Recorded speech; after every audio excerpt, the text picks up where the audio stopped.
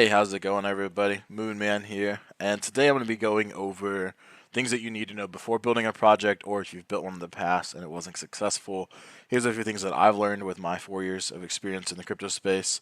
So, let me just give you a quick breakdown of who I am. My name is Moonman. I've been in the space for about 4 years. I worked Shinja, Streamer, Hedge Finance, Elk Finance, Assure DeFi, Game Starter, Hoj.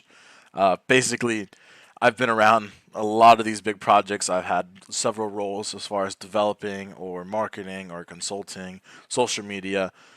If there's a role in the team, I've done it. So I know what I'm talking about here. This isn't me just making this up. And so I thought that over the years, I've learned a lot of things about projects. And I notice when I meet with teams about marketing, there's a lot of things that I see that I wish that they would change or wish they would take into account before launching. So in this video, I'm going to cover everything that you should know, things that I've learned, and so let's jump right into it. So choosing the right blockchain is very important. Honestly, if you're a new developer and you don't have a ton of money, BSC is always a great choice. It's more of a degen zone. It's easier to pump projects there. It's cheaper to market them, and all in all, it's just easier to market. Ethereum has a better community, stronger holders, way more expensive, but it does have a better crowd because of the gas fees. A lot of people don't like to pay $30 to $40 just to buy into a project unless they're aping a couple $1,000s. And in BSC, you don't really see high buys like that. So Ethereum is more for an experienced developer. But if you're confident in yourself, I would highly suggest you start there if you're building a long-term, stronger project. But as far as meme coins, BSC or Solana are really nice. Solana is a newer space people are kind of getting into. A lot of tokens are popping off right now. Um, it has great community and it's low gas prices, so it's really it's kind of like BSC. It's just like a little bit of a cleaner.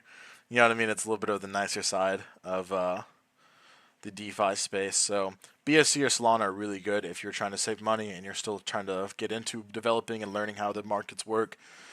Ethereum is great if you have a stronger project or idea. I wouldn't try to launch anything on BSC or Solana that's not a meme coin, to be honest. So that's my take on your blockchain. Now, choosing utility. So a lot of people, they go to high-end developers and stuff like that for their projects. Honestly, if you are just looking for a quick meme coin, you don't need to run the risk of letting someone touch your contract. You can have it forked through PinkCell or Gempad, and a lot of people don't know about this. So a good example is here's PinkCell, and so this is a BSC token. So you can pick what you want. Baby tokens are like rewards. So if you want to reward, let's call this one Baby ETH, and then the symbol is going to be Baby ETH. I tested this earlier. So total supply will do like whatever trillion. And the router will be the exchange. So you can pick. We'll do Pancake Swap, always favorite. And this is your reward token. So you would put whatever you want. So like right here, if you reward Doge, please enter this. So if you want to reward Doge, you just put this contract. Same thing with ETH, BSC, all that good stuff. And then this is whoever has the lowest amount or token balance for dividends. Each wallet must hold $50. So it tells you what they're doing right here. Order fee. So like this is going to be your tax. So if you're building and you're like, a lot of people like 0 taxes. I will get into that. I personally don't like them. They're good for memes, but if you're building something long term or something you want sustainability, this is the way to go. So token reward fee, we'll do a 3%. Auto liquidity 3%, marketing fee 3%, and then marketing wallet goes here. So your tax right here would be 9%, right? So you got 3% going to a marketing wallet, which would be used to pay for influencers, trending, stuff like that. Token reward fee, this is what gets paid back to your holders. And then this is your auto liquidity.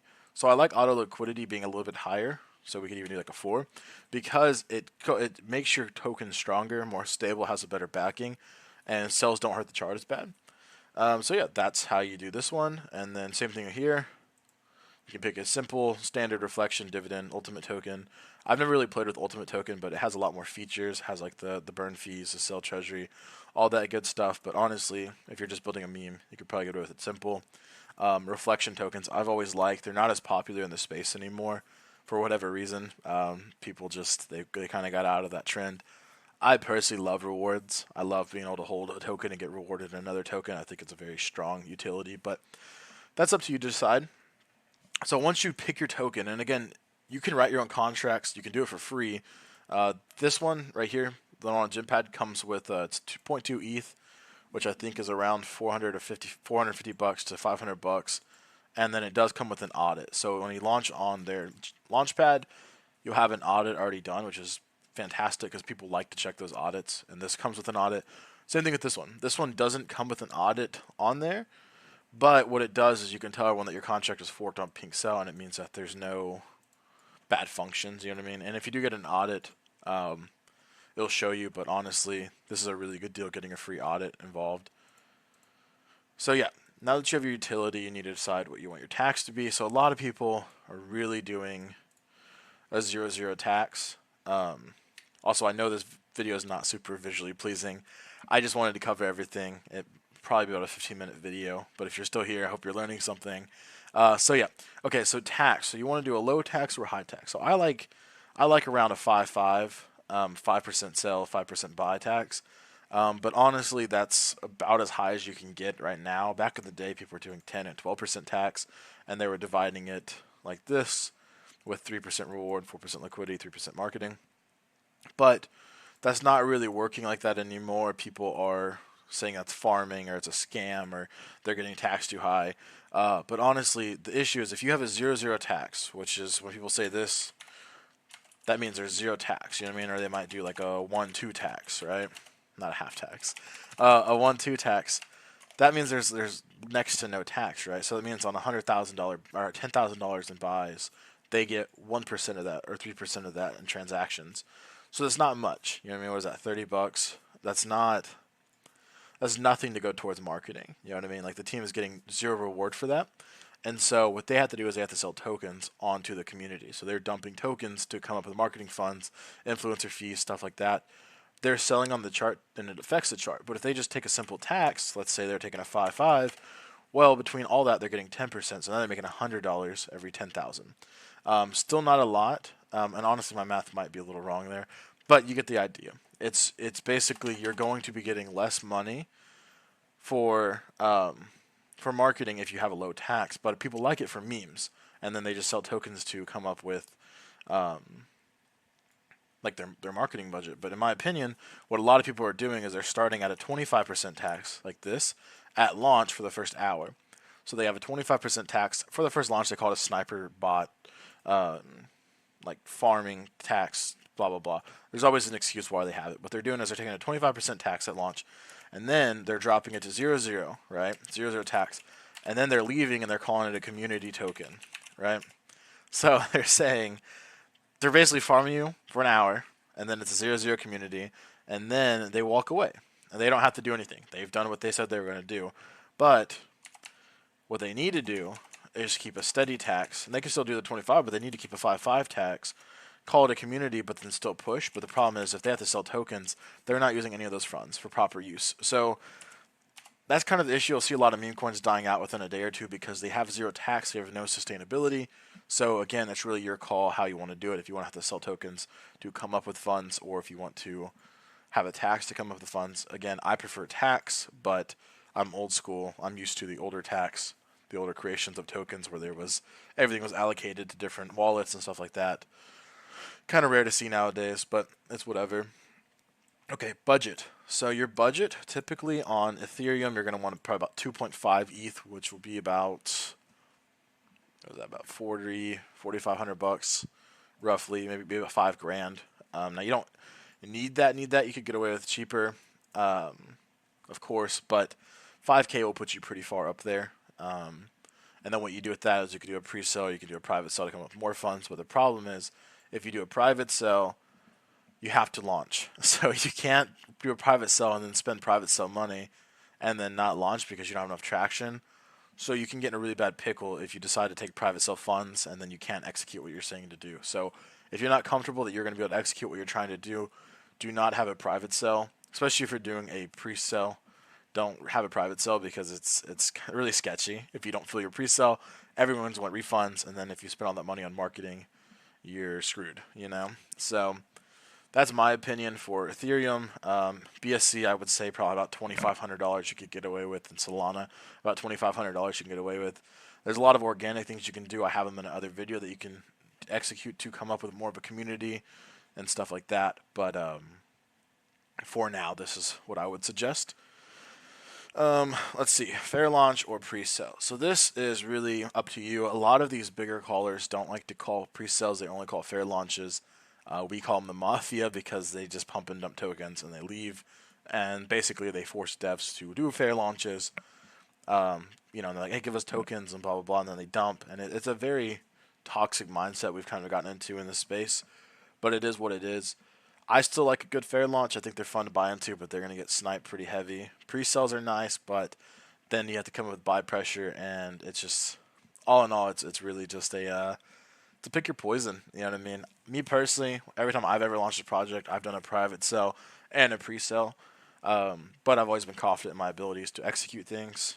But if I wasn't, I would do a fair launch just to make sure I could launch and had volume and stuff like that. So that's really up to you, but those are my opinions. Fair launches are good for certain tokens, and then pre-sales are good because you can raise up liquidity and a marketing wallet, and you can take, let's say you raise 100 BNB, you can take 40% of that. We typically only take 30, put 60% back in liquidity, take 40% and put it back into a marketing wallet. And I think 40 BNB is around like 10 grand or 8 grand or something like that. So now you have 8 grand for marketing after launch that you can put back into it to keep pumping the chart. So there's things you can do. I like pre-sales personally because they give you a little bit stabler of a ground to play with, but just my opinion, you can do the same idea with fair launches, just a little bit harder, and there's a lot more things that could go wrong. Now, here's your thing. If you're going to do a pre-sale, what is going to be your hard cap and your soft cap? And a lot of people will say, "Oh, let's do a 30 ETH hard cap, or 30 ETH soft cap, 60 ETH hard cap." Well, if you're a meme token, that is ridiculous. You know what I mean? And they're doing that because they want to pull more money, which respectable. I understand it, but what it's doing is taking away from all your buy pressure. So, for instance, we launched a project one time. We raised it was 300 BNB, right? And we barely filled it. We barely filled it, and then we tried to launch, and there was like no buy pressure. Now we had money to put into marketing, but it caused a lot of FUD, take the chart down, and other people got in a really good entry. But if we would have just done like maybe 100 BNB, could have hit that instantly, and then we'd had 200 BNB going into our launch, buy pressure, hype, all that good stuff. So again, you don't want to put your hard cap too hard, especially for a meme token. If you're building a bigger project, then yes, you can raise it up, and you can use that for more of a stable project. But meme tokens, they really should be a small soft cap, just to give you some liquidity if you can't afford to put liquidity into a fair launch, and it gives you a marketing budget. So that's my opinion on that. And then KYCs and audits, are they important? The audit's important. So I used to work for Assure DeFi, which is a KYC company, and they are amazing. You know what I mean? Like if you have a KYC through Assure DeFi, you're a big deal. You know what I mean? Like people know about it. It's a staple. It's the gold standard of KYCs. They do a lot of different stuff on the back end. I'm not sure if I can talk too much about it because I think I am an NDA with them, but basically they do a lot of things. They work with the FBI. They work with other governments to ensure that anyone who KYCs through them cannot rug pull. It's insane. But if they don't have a KYC through Assure DeFi, let's say they're going through a third party, it's not. It doesn't matter. You know what I mean? Like yes, you can KYC, but honestly, KYCs are kind of sketch. Because the thing is, you have someone determining whether you scammed or not. So if your project dies out or just doesn't have volume, and there's nothing you can do. Well, you have a KYC, and what the companies are going to do is they're either going to report you to the feds, or they're going to expose you to your community. And whether you committed fraud or not, it's crypto. Someone's always going to lose. And so, even if you don't commit fraud, people are going to lose. They're going to get pissed off. They're going to say, well, this guy's a KYC. They're going to get your KYC leaked. And then everyone's going to have your face and your name and all that stuff. And even if you didn't commit fraud, typically they won't expose it, but there are still risks in doing it. I would highly suggest away from a KYC. Just my opinion, unless it's through Assure DeFi and you really have zero risk. Assure DeFi is pretty good at deep diving into why there was a rug pull or scam, and they will decide on their end. But again, there's a lot that goes into it to verify that there is an actual clause to get government involved rather than just failed projects. So, excuse me. So that's my take on KYCs. They are important, but again, for a meme coin, I wouldn't bother getting a KYC. You're opening yourself up to a lot of doors that shouldn't be open. Audit though, yes, you absolutely need an audit. Do not build your own audit. Just pay for a third party. There's so many projects that I'm looking at and I enjoy, and then they're like, "Oh, we did an in-house audit," and I'm like, "Okay, no, I'm not trusting the team I'm buying from not to scam me." You know what I mean? Like it's so stupid. So there's a lot of audit companies that are $200, $300. If you reach out to me, I can give you some tips on them, but they will give you cheaper and more sustainable audits that you don't have to pay thousands of dollars for. And yeah, so sorry, I'm a little winded now. That's a lot of talking, trying to get it in there as fast as possible. So yeah, that's my take. Always get an audit, KYC. I would say I wouldn't worry about it too much, but you can if you want to. It is a sign of accountability and trust within your community, but you are opening yourself up to getting hurt, especially if you didn't do something or if your teammate does something or your team members do something that causes issues. You're basically asking yourself to get screwed over. So if you're going to do a KYC, just make sure you're doing it with the right team, is basically what I'm getting at. Other than that, I think that covers everything. We did, sorry. I have some videos over building content, community engagement, how to farm up free engagement, how to grow your community 100% free. A lot of different content on my channel if you want to check it out. This was just something to kind of help new developers or people who needed some ideas or some help. So if you like these videos, please go check out those. And I appreciate you listening this long. I know this is a bit one of my longer videos, but I had a lot to cover. So thank you so much. If you have any questions, drop them below or DM me.